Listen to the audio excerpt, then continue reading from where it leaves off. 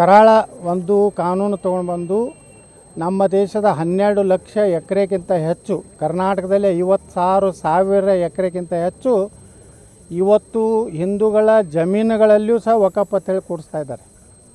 ಯಾರು ದಲಿತರು ಕಟ್ಟುವಂಥ ಮನೆಗಳ ಮೇಲೂ ಇವತ್ತು ವಕಫ್ದವ್ರು ಖಾಲಿ ಮಾಡಿಸ್ಲಿಕ್ಕೆ ಪ್ರಯತ್ನ ಮಾಡ್ತಾಯಿದ್ದಾರೆ, ಗುಂಡಾಗಿರಿ ಮಾಡ್ತಾಯಿದ್ದಾರೆ ವಿಜಯಪುರ ನಗರದಲ್ಲಿ. ಈ ರೀತಿ ಈಗ ಆ ಕಾನೂನು ಸಂಪೂರ್ಣವಾಗಿ ದೇಶದಿಂದ ಕಿತ್ತಾಕಬೇಕು. ಅದನ್ನೆಲ್ಲ ಕಂದಾಯ ಇಲಾಖೆ ಭಾರತ ಸರ್ಕಾರ ತೊಗೊಂಡು ಎಲ್ಲ ರಾಜ್ಯಗಳ ಕಂದಾಯ ಇಲಾಖೆಗೆ ಅದನ್ನು ಹಸ್ತಾಂತರ ಮಾಡಬೇಕು. ಅಲ್ಲಿ ಎಲ್ಲೆಲ್ಲಿ ದಲಿತರಿಗೆ, ಹಿಂದುಳಿದವ್ರಿಗೆ, ಯಾರು ಮನೆ ವಸತಿ ರೈತರು ಈ ದೇಶನಾಗ ಅದಾರ ಅವ್ರಿಗೆಲ್ಲ ಒಳ್ಳೆ ಮನೆಗಳನ್ನು ಕಟ್ಟಿ ಕೊಡಬೇಕು. ವಕಫ್ ಈ ದೇಶದ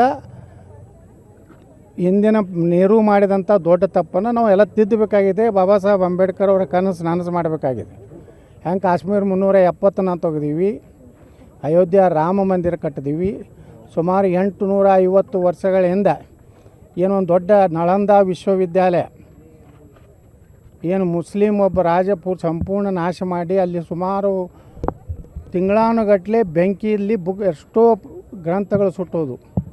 ಅಂಥದನ್ನು ನಮ್ಮ ಪ್ರಧಾನಮಂತ್ರಿಗಳು 850 ವರ್ಷದ ಆ ಒಂದು ಭವ್ಯವಾದಂಥ ವಿಶ್ವವಿದ್ಯಾಲಯ ಮತ್ತೊಮ್ಮೆ ನಿರ್ಮಾಣ ಮಾಡಿ ಭಾರತದ ಭವ್ಯ ಒಂದು ಜಗತ್ತಿಗೆ ತೋರಿಸುವಂಥ ಕೆಲಸ ಇವತ್ತು ಮಾಡಿದ್ದಾರೆ. ಅದೇ ರೀತಿ ನಾನು ಭಾರತದ ಪ್ರಧಾನಮಂತ್ರಿಗಳ ಪತ್ರ ಬರೆದಿದ್ದೇನೆ. ಈ ವಕಫ್ ಕಾನೂನನ್ನು ದೇಶದಿಂದ ರದ್ದು ಮಾಡಬೇಕು. ಇಡೀ 12 ಲಕ್ಷ ಎಕರೆ ನಮ್ಮ ಭಾರತದ ನಾಗರಿಕರ ಆಸ್ತಿ, ಇದು ಯಾವ ಮುಸ್ಲಿಮರ ಆಸ್ತಿ ಅಲ್ಲ. ಮುಸ್ಲಿಮರ ಆಸ್ತಿ ಗಾಂಧಿ ಮತ್ತು ನೆಹರು ಪಾಕಿಸ್ತಾನ ಅನ್ನುವಂಥ ಒಂದು ಕರಾಳ ದೇಶವನ್ನು ಮಾಡಿ ಕೊಟ್ಟಿದ್ದಾರೆ. ಅವರು ಅಲ್ಲಿ ಬೇಕಾದ್ರೆ ವಕಫರೆ ಮಾಡ್ಕೊಳ್ಳಿ, ಸುಡುಗಾಟ ಮಾಡಲಿ, ಸಾಯೋದು ಇದು ಮುಟ್ಸೋಕೆ ಏನತ್ತಾರ ಕಬ್ರಸ್ಥಾನ ಮಾಡ್ಕೊಳ್ಳಿ.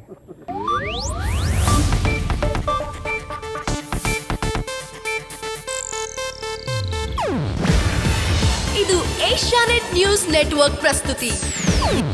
ನೀವು ನೋಡ್ತಿದ್ದೀರಾ ಏಷ್ಯಾನೆಟ್ ಸುವರ್ಣ ನ್ಯೂಸ್.